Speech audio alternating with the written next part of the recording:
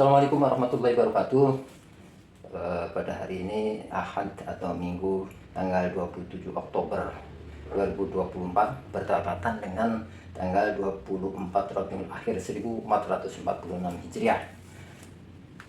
Dialog Duhur di Masjid Istiqlal Jakarta akan disampaikan oleh Kiai Haji Bukhari Said At-Tahiri LCMA.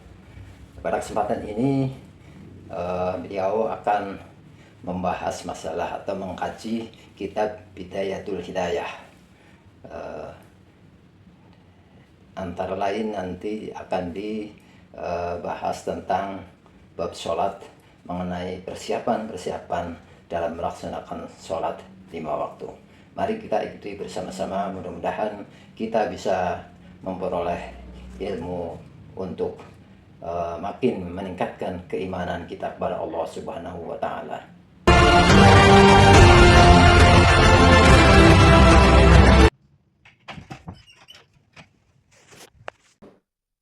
Yang kami hormati para asatidz, para guru, Bapak Ibu Jamaah Masjid Istiqlal.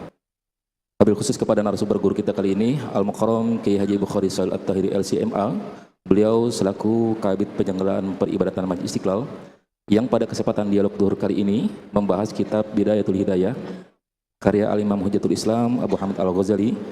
Pembahasan hari ini masih menyambung dari pertemuan sebelumnya, yakni Al-Isti'dad Lisairis Salawat. Pengajian ini berlangsung selama lebih kurang 30 menit ke depan, dibagi menjadi 2 sesi. Sesi pertama pemaparan dari narasumber, dan sisa waktu apabila ada waktu kami sediakan untuk dialog atau sesi tanya jawab. Sebelum dimulai, mari kita awali dulu pengajian kita siang ini dengan baca Quran Surat Al-Fatihah. Ala hadhihi niyyah wa likulliyatin sholihah. Al-Fatihah. A'udzu billahi minasyaitonir rajim. Bismillahirrahmanirrahim. Alhamdulillahirabbil alamin, arrahmanir rahim, maliki yaumiddin. Iyyaka na'budu wa iyyaka nasta'in, ihdinas siratal mustaqim, siratal ladzina an'amta 'alaihim ghairil maghdubi 'alaihim waladdallin. Baiklah Bapak Ibu sekalian, untuk mempersingkat waktu, mari kita simak dialog duhur hari ini, Ahad 27 Oktober 2024 Miladiah, 24 Rabiul Akhir 1446 Hijriah. Kepada Al-Mukarram Kiai Haji Bukhari Said At-Tahiri LCMA yang kami persilakan.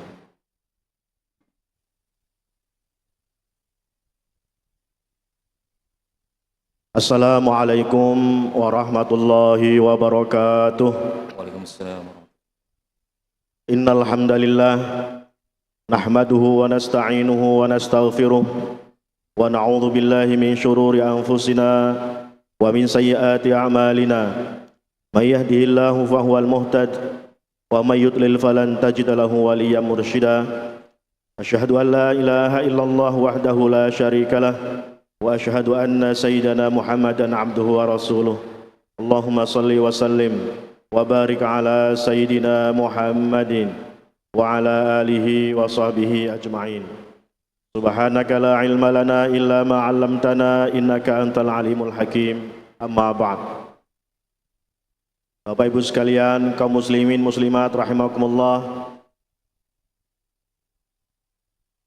Mari kita gunakan waktu sejenak untuk sama-sama kita mengisi nutrisi hati dan pikiran kita, yang mana pada siang hari ini kita akan lanjutkan bacaan kita kitab Bidayatul Hidayah, yang pada seminggu yang lalu kita telah bahas tema bab Al-Isti'dad Lisairis Salawat, yaitu bab yang membahas tentang persiapan melaksanakan sholat-sholat 5 waktu. Kemarin sudah kita bahas apa saja yang kita lakukan, misalnya dari subuh, habis subuh, ketika matahari terbit, kemudian kita ada sholat-sholat sunnah, ada sholat istisyraq, ada sholat duha, kemudian kita sholat zuhur, yang sebelumnya ada qobliyah zuhur dan ba'diyah. Kemudian apa setelah zuhur? Kita dianjurkan untuk tidak menyia-nyiakan waktu, sambil kita menunggu asar, dari asar sampai maghrib kita jangan ada waktu yang sia-sia. Waktu sia-sia itu apa? Waktu sia-sia itu adalah waktu yang kita tidak gunakan untuk beribadah kepada Allah Subhanahu wa taala. Tidak, untuk bekerja juga tidak, tapi hanya kita pakai untuk tidur misalnya. Atau dalam bahasanya Imam Al-Ghazali, jika waktu itu kita hanya gunakan untuk memikirkan dunia saja yang tidak kita kaitkan dengan akhirat, itu termasuk sia-sia. Maka selanjutnya Imam Al-Ghazali rahimahullahu taala mengatakan, qala al-mu'allif rahimahullahu taala wa nafa'na bihi fi ulumihi fi daraini amin. Fala takun kal hamqa al-maghrurin. Janganlah engkau menjadi orang-orang yang hamqa. Hamqa itu orang yang bodoh dan pandir. Bodoh kalau mungkin bahasa Jawanya pekok. Bukan hanya bodoh tapi pekok. Hamqa. Al-maghrurin yang tertipu. Alladzina yafrahuna fi kulli yaumin bi ziyadati amwalihim. Yang hanya memikirkan dunia, dia senang hartanya bertambah tiap hari. Tapi dia lupa dengan akhirat. Dia lupa dengan ibadah-ibadahnya. Nah, orang yang demikian, yang hanya bangga dengan bertambahnya harta setiap hari, artinya dia setiap hari itu mikir harta bagaimana bertambah, dan dia bangga ketika hartanya bertambah, maka itu dikatakan oleh Imam Al-Ghazali al-hamqa. Orang bukan hanya bodoh tapi juga pekok atau pandir. Ma'anuksani a'marihim, padahal waktu umurnya selalu berkurang. Hartanya bertambah tapi umurnya berkurang. Fa'ayu khairin fi malin yazidu wa umrin yanqus. Maka mana yang baik antara harta yang bertambah dan umur yang berkurang? Artinya kalau umur kita berkurang, kita sadar berarti kita mendekati kematian, mendekati finish hidup kita. Nah, kalau sudah finish hidup di dunia ini, kita akan mulai hidup di akhirat, dan di sana adalah hari pembalasan. Kita akan pertanggungjawabkan semuanya. Karena itu, jangan disia-siakan waktu yang kita miliki selama kita masih hidup. Ya, meskipun kita bekerja dalam rangka iman dan takwa kepada Allah Subhanahu wa taala. Jangan sampai kita mencari harta dan kita lupa dengan kepentingan-kepentingan kita di akhirat nanti. Fala tafrahu illa bi ziyadati ilmin wa amalin salih. Maka janganlah kita bangga kecuali dengan tambahnya ilmu dan amal kebajikan. Jangan kita hanya bangga dengan harta. Karena bangga dengan harta kita bisa tertipu oleh harta tersebut. Akhirnya kita lupa dengan Allah Subhanahu wa taala. Fala tafrahu illa bi ziyadati ilmin wa amalin salihin. Maka janganlah engkau gembira kecuali dengan tambahnya ilmu dan amal saleh. Fa innahuma rafiqaka yashabanika fil qabr. Karena ilmu itu dan amal soleh itu yang akan mendampingi kita, yang akan menyertai kita ketika kita berada di alam kubur. Sedangkan harta itu kita tinggal. Kita tidak boleh membawa harta. Kalau kita dikubur bahkan tidak boleh ada harta yang terbawa ke kuburan. Kalau ada cincin yang jatuh ketika menggali kubur, suruh ambil. Kalau ada harta kita yang tertimbun berserta di kuburan, disuruh ambil. Tidak boleh disertakan di situ. Karena itu harta tidak akan bermanfaat di kuburan. Haitsu yatakhallafu anka ahluka wa maluka wa waladuka wa asdiqauka. Kita di alam kubur akan ditemani oleh amal baik kita, oleh ilmu kita, sementara yatakhallafu anka ahluka, keluarga kita tinggalkan, wa maluka, harta kita tinggalkan, wa waladuka, dan anak-anak kita yang selama ini kita banggakan juga kita tinggalkan di dunia, wasdiqauka, dan kawan-kawan yang selama ini bersama kita juga kita tinggalkan. Kemudian apa? Wastaghil bit tasbih wal istighfar. Maka gunakan waktu untuk bertasbih dan istighfar. Bertasbih artinya berzikir, ya, bertasbih bertahlil, tahmid itu maksudnya. Tasbih subhanallah, subhanallah, memuji Allah, keagungan Allah.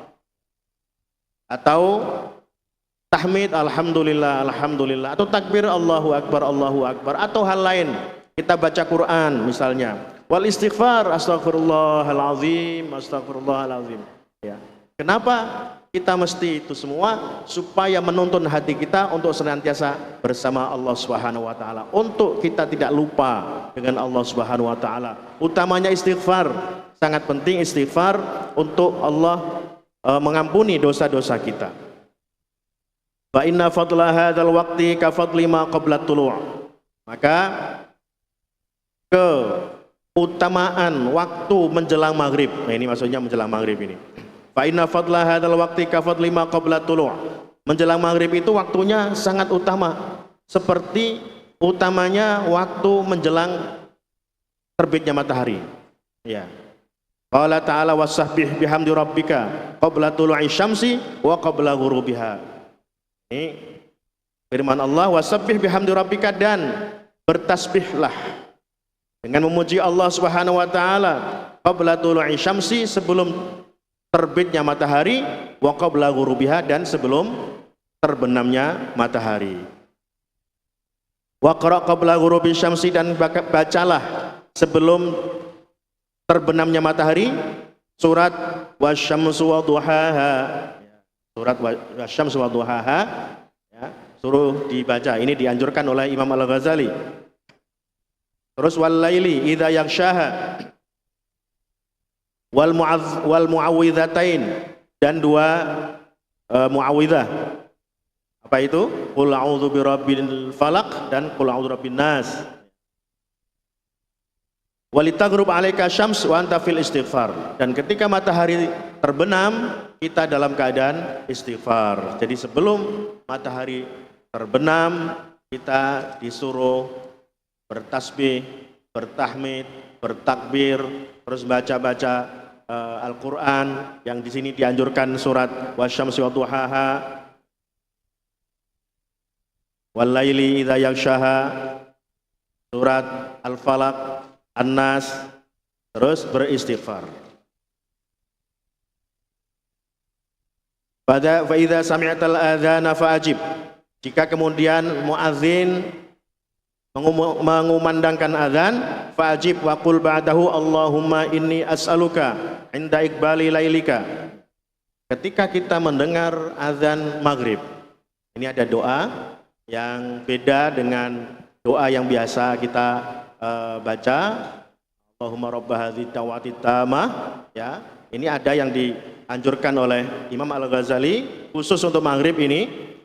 Doanya adalah Allahumma inni as'aluka 'inda iqbali lailik. Ya Allah, aku memohon kepadamu ketika menjelang malam, wa idbari naharik, dan setelah dan menjelang hari, siang hari, wa huduri salawatik, dan ketika datang waktu-waktu sholat, waswati du'aik, dan suara-suara doa terhadapmu, antu'tiya Muhammadan al-wasilah, untuk memberikan kepada Nabi kita Muhammad sallallahu alaihi wasallam al-wasilah.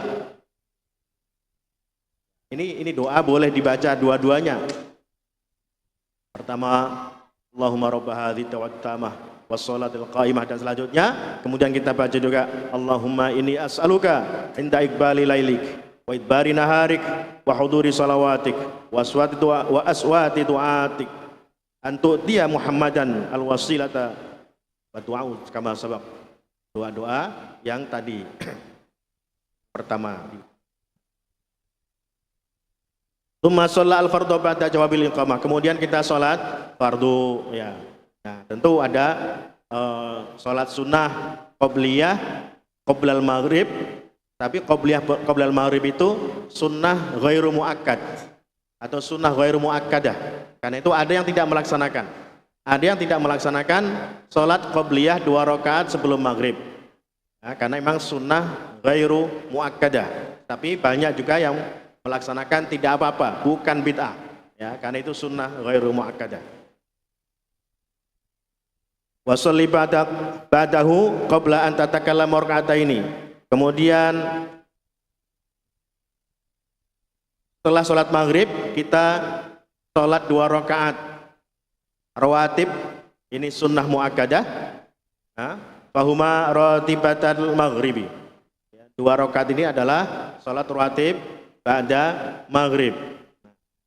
Nah, Bapak Ibu sekalian, sini ada sholat rawatib atau sholat sunnah yang mengikuti sholat fardu.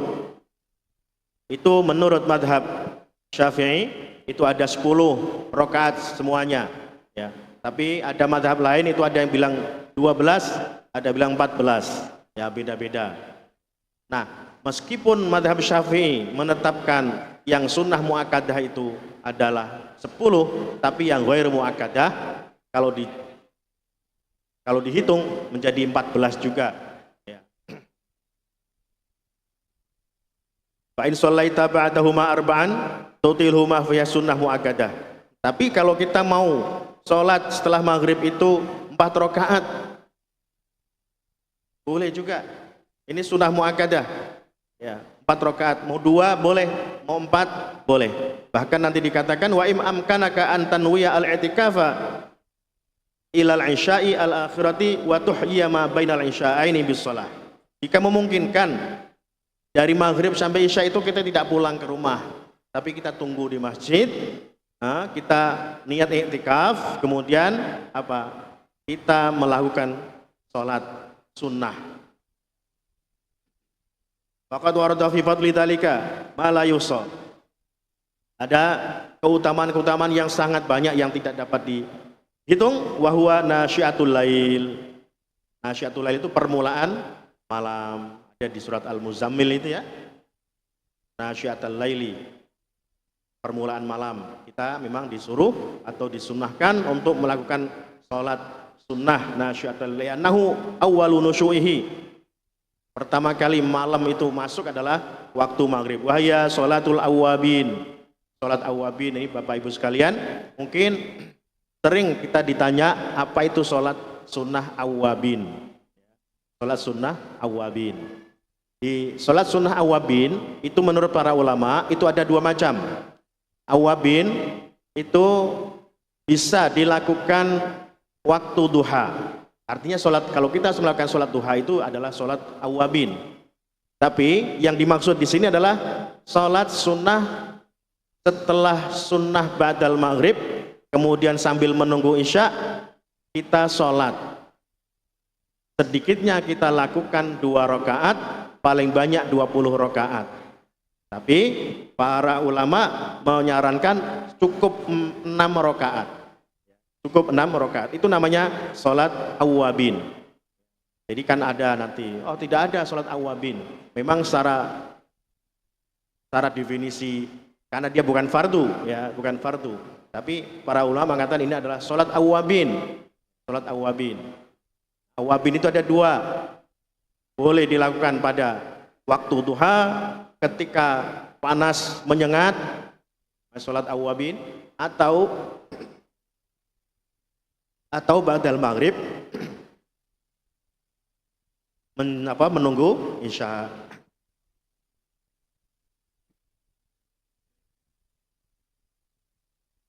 Wa su'ila Rasulullah sallallahu alaihi wasallam an qoulihi ta'ala tatajafa junubuhum, ya, tatajafa junubuhum itu maksudnya adalah waktu yang mestinya, ya, setelah itu adalah biasanya kalau orang yang tidak biasa melakukan sholat habis maghrib itu capek baru kerja, tidur.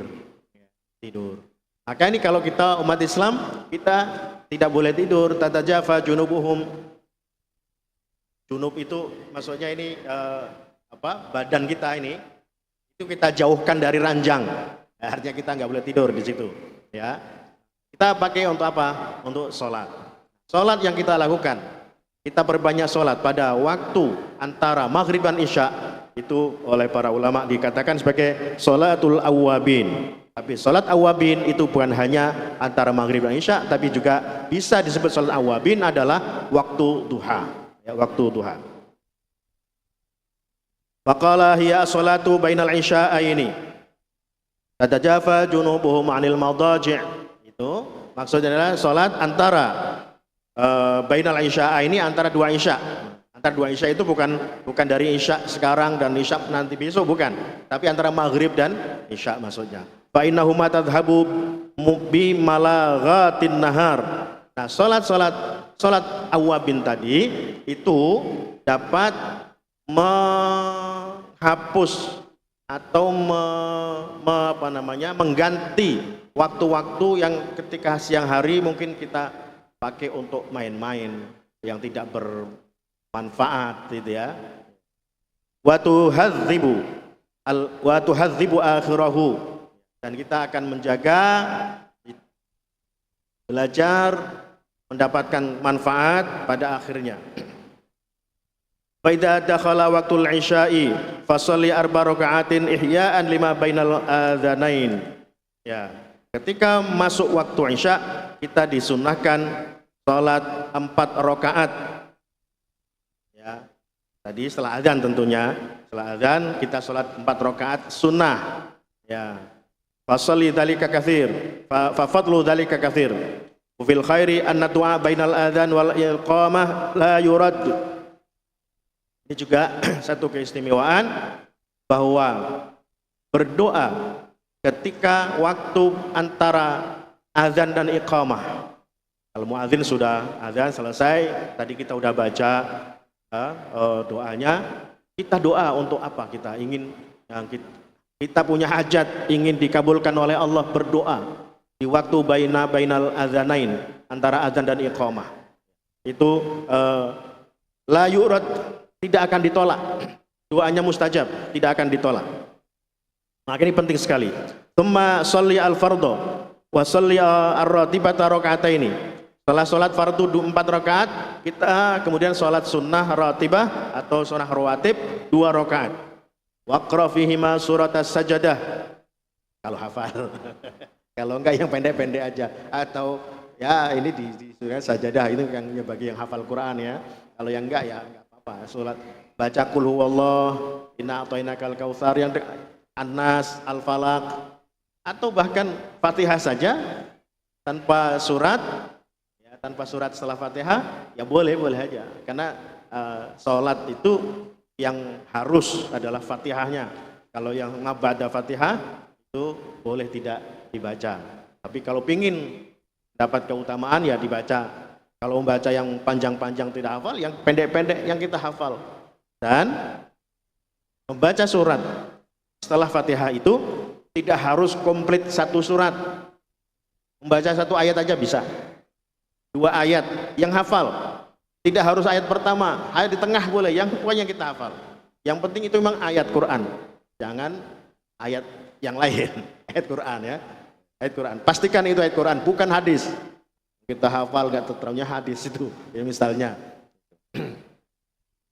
Wa tabaraka wal mulk, ini surat panjang, au yasin wat dukhan, wa dzalika ma'thurun an Rasulillah sallallahu alaihi wasallam. Kalau ingin mendapatkan kesunahan dari Rasul, maka itu yang dibaca, surat-surat tadi. Tapi kan jadi lama. Wa shalli ba'daha 4 raka'atin, dan salatlah setelahnya 4 rakaat ya, fardhu isya. Oh tadi kan sudah fardu isya ya. Jadi ini ada wasalli ba'daha bi dhamiril ifrad. Nah, kita disuruh salat 4 rakaat setelah salat isya. Itu ada hadisnya dari Siti Aisyah, ma shalla al-isya'a fatakhala baiti illa shalla fihi 4 raka'atin.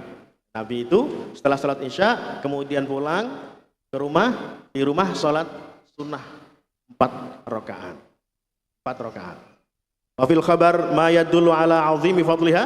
Ada hadis yang menyatakan tentang besarnya keutamaan salat 4 rakaat setelah salat isya itu. Tsumma shalla al-witra ba'daha 3. Dan ada lakukan salat witir. Salat witir 3 rakaat. Salat witir itu adalah salat penutup ya. Boleh ya, karena namanya witir itu rakaatnya ganjil. Ya, 1 rakaat boleh, 3 rakaat boleh, 5 rakaat boleh, 7 rakaat boleh, 9 rakaat boleh, 11 rakaat. Yang paling banyaknya biasanya 11 rakaat witir. Kita selimata ini Au taslimah wahidah. Kalau kita sholat witir 3 rakaat itu boleh 2 salam. Jadi 2 rakaat salam, kemudian kita bangun lagi, ya, 1 rakaat salam lagi. Wa kana Nabi sallallahu alaihi wasallam yaqra'u fiha sabbihisma rabbikal a'la. Nabi kita Muhammad sallallahu alaihi wasallam ketika sholat witir itu membaca suratnya adalah sabbihisma rabbikal a'la. Wa qul ya ayyuhal kafirun. Surat ayat apa? Rakaat pertama sabbihis, kemudian rakaat kedua qul ya ayyuhal kafirun. Kemudian di rakaat ketiga Al-Ikhlas, Al-Falaq, An-Nas. Saya kira itu yang biasa dilakukan oleh para imam kita ketika tarawih, ya, witir tarawih, itu mereka mengikuti apa sunnah Nabi kita Muhammad sallallahu alaihi wasallam. Wa in kunta aziman ala qiyamil laili fa akhir al-witra liyakuna akhir sholatika bilaili witran. Tapi tadi anjuran untuk sholat witir setelah sholat sunnah pada isya itu, kalau kita tidak niat untuk bangun malam nanti sholat qiyamul lail. Kalau kita ada niat nanti saya mau tidur, mau bangun jam 3 atau jam 2 mau qiyamul lail, maka witirnya kita akhirkan. Witirnya nanti kita lakukan ketika setelah sholat qiyamul lail, karena witir itu adalah sholat penutupan. Nah, Nabi itu biasanya sholat witir itu menjelang subuh. Begitu juga yang dilakukan oleh Utsman, Sayyidina Utsman dan Umar. Lain dengan Abu Bakar. Kalau sahabat Abu Bakar itu sukanya witir setelah sholat sunnah rawatib isya, karena menurut beliau dan demikian tidurnya nyenyak. Jadi kalau Sayyidina Utsman sama Umar itu sholat witirnya seperti Rasulullah, jadi menjelang subuh. Tsumma istaghala ba'da dzalika bimudzakarati ilmin aw mutalaati kitabin. Kalau ada waktu kita belum ngantuk malam, ya, kita pakai untuk baca buku lah, mencari ilmu, nambah-nambah ilmu, ya, baca kitab apa yang bisa kita baca. Wala tastaghil bil lahwi wal la'b.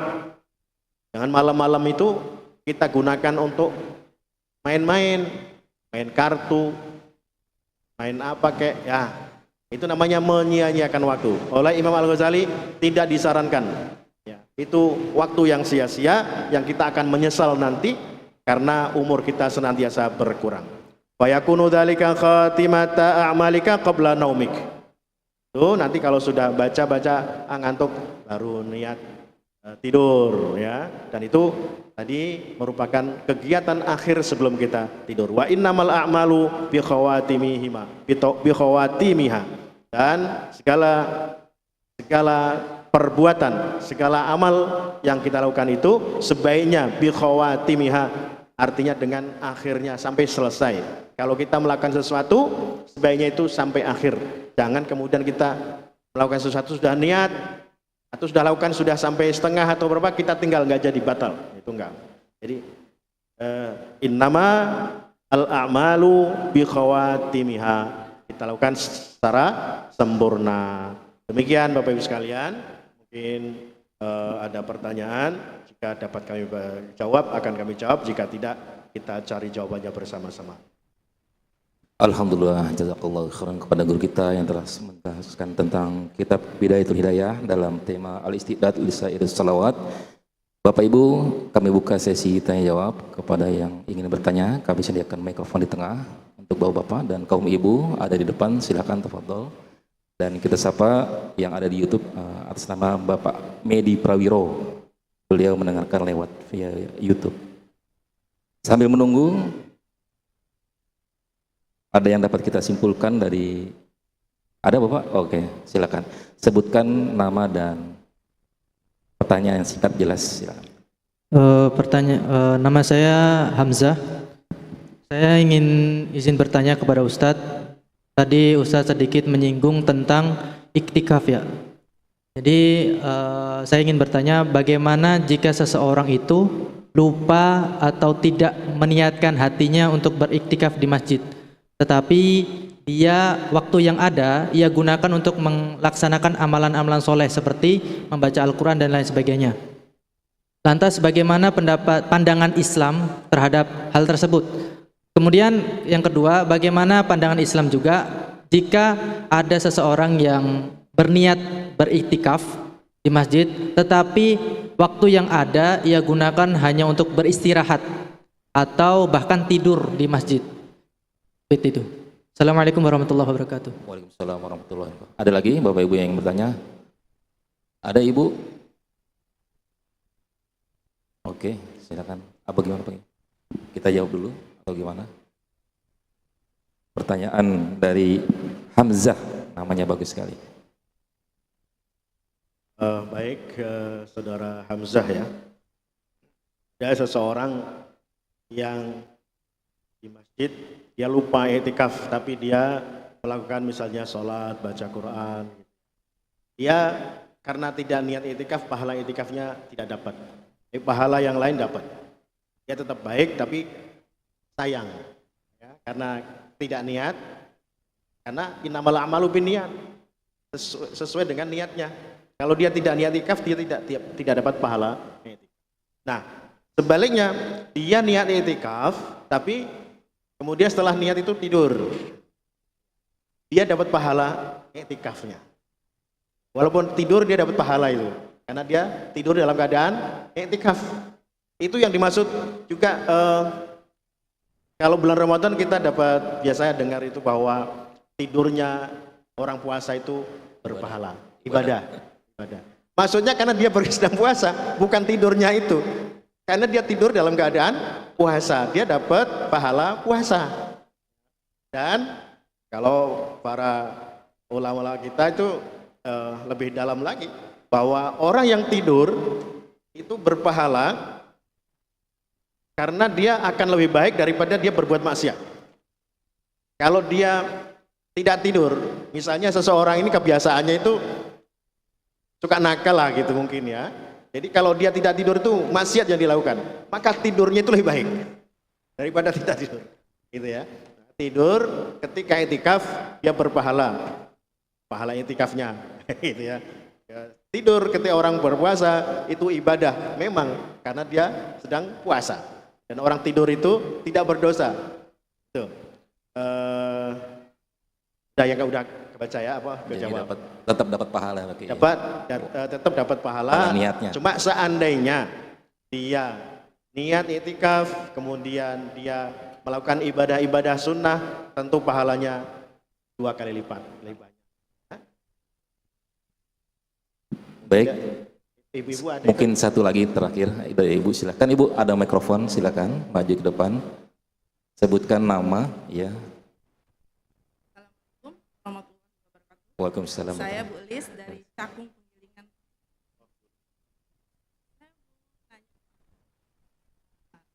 Singkat padat Bu ya. Saya sholat tahajud Pak. Tapi kadang-kadang kalau jam 2 tuh saya habis sholat tahajud, terus baca Quran, lawatan. Terus habis zikir itu ketiduran Pak. Nah, subuhnya suka kesiangan. Akhirnya saya sholat subuh itu, maaf nih Pak, jam 3:30, sholat tahajud 3:30. Habis itu baca Al-Quran, selawatan, zikir, al-waqiah Pak, terus baru subuh. Pertanyaan saya, jam berapa yang lebih baik sholat tahajud itu Pak? Yang lebih baik ya Pak. Terus ada pertanyaan nih Pak dari ibu-ibu. Tadi kata Bapak menjelaskan sholat isya, sesudah sholat isya ada sholat sunnah 4 rakaat. Apa namanya dan niatnya bagaimana?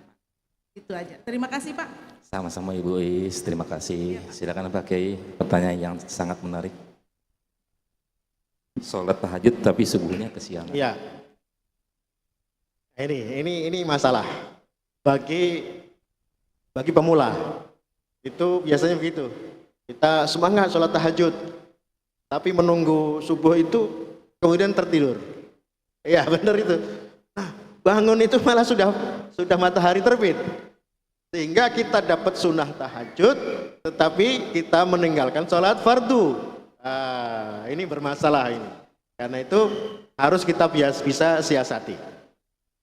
Kalau misalnya bangun sholat tahajud jam 3 terlalu dini misalnya. Ya tadi 3:30 boleh. 3:30. Kalau sekarang ini kan subuh itu jam 4:30 ya sekarang ya. 4:30. Jadi jam 4, jam 3:30 ibu bangun, sholat tahajud, mau berapa? Mau tahajud sampai 8 rakaat, nanti ditutup witir. Ya. Setelah witir, ibu masih bisa sambil nunggu, pokoknya paksakan sampai subuh. Paksakan sampai subuh dengan cara minum kopi kayak apa boleh. Bagaimana caranya? Nah, baru setelah subuh, meskipun ada anjuran, larangan, jangan tidur setelah sholat subuh, ya. Tapi daripada ngantuk, pokoknya sudah sholat subuh ya. Nanti belajar. Memang untuk berbuat baik ini harus senantiasa belajar, usaha tiap hari, nanti baru berhasil. Ya. Nanti usahakan tidak tidur setelah sholat subuh, ya. Karena tidur setelah subuh itu namanya hailulah katanya. Hailulah. Hailulah itu menghalangi rezeki. Halayahulu. Halayahilu itu menghalangi rezeki. Karena itu kita dianjurkan untuk tidak tidur setelah sholat subuh. Nah nanti saya diajarin sama guru saya. Paksakan sampai matahari terbit. Begitu matahari terbit, ente tidur, walaupun sebentar itu badan seger. Ibu boleh dicoba. Saya sudah coba. Ya, jadi matahari terbit, kita tidur. Itu meskipun hanya 1 jam atau katakanlah 2 jam, itu badan enak. Karena memang beda. Daripada kita tidur setelah subuh. Biasanya mimpi buruk. Mimpinya yang serem-serem itu. Enggak tahu pengalaman yang lain. Pengalaman saya begitu. Tidur habis subuh itu mimpinya yang tidak baik, tidak yang macam-macam yang. Nah, kita tidak tidur setelah sholat subuh dan setelah matahari terbit kita baru tidur sebentar. Itu lebih nyaman, badan lebih segar. Kemudian yang kedua tadi apa? Sholat sunnah setelah isya, setelah maghrib dan isya. Ya, itu tadi disebut dengan sholat awwabin. Ya, sholat awwabin. Di tengah masyarakat ini sholat awabin ini banyak yang mempertanyakan ini. Banyak ustadz yang ditanya, enggak ada itu sholat awabin.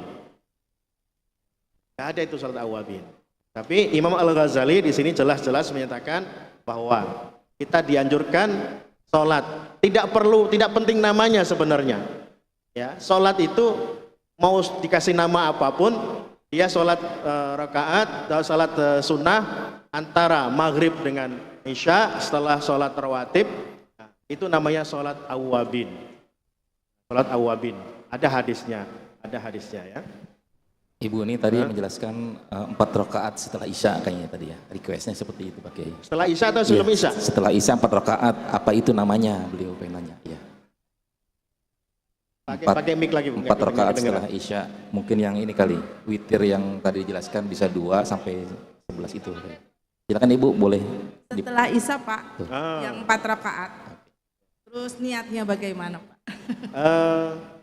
Jadi sholat sunnah itu ada memang sunnah yang rawatib, ada juga sunnah mutlak. Sunnah mutlak itu yang tidak terkait dengan apapun, termasuk sholat 4 rakaat setelah sholat isya, setelah rawatib isya ya, kan setelah rawatib isya. Maksudnya sholat rawatib isya itu ba'da sholat isya, kan ada itu 2 rakaat. Nah kita sholat lagi 4 rakaat itu bisa diniatkan sholat sunnah mutlak 4 rakaat. Itu sesuai anjuran Imam Al-Ghazali. Nah niatnya tidak usah dikaitkan sholli sunatan rakaat ini mustaqbilal qiblati daan lillahi ta'ala. Itu sholat mutlak. Itu boleh. Jadi kalau kita punya waktu, kemudian kita ingin sholat, tidak terkait dengan apapun, misalnya bukan duha, bukan rawatib, bukan tahajud, kita namanya sholat sunnah mutlak. Sholat sunnah mutlak. Itu diperbolehkan. Saya kira itu Bu ya. Baik, terima kasih Bapak Ibu. Pertanyaannya sangat menarik dan pembahasan hari ini lebih menarik lagi. Dan yang ingin penasaran silakan nanti di rumah dibuka YouTube-nya Bapak Ibu. Diulang lagi materi yang kita pelajari hari ini. Mudah-mudahan bermanfaat. Baik, karena terbatasnya waktu, tidak kami buka lagi sesi tanya jawab dan mari kita tutup pengajian kita siang ini dengan membaca doa kafaratul majelis. Subhanakallahumma wa bihamdika asyhadu alla ilaha illa anta astaghfiruka wa atubu ilaik. Mohon maaf atas segala kekurangan. Hadanallahu wa iyyakum ajma'in wa lafu minkum. Wassalamualaikum warahmatullahi wabarakatuh.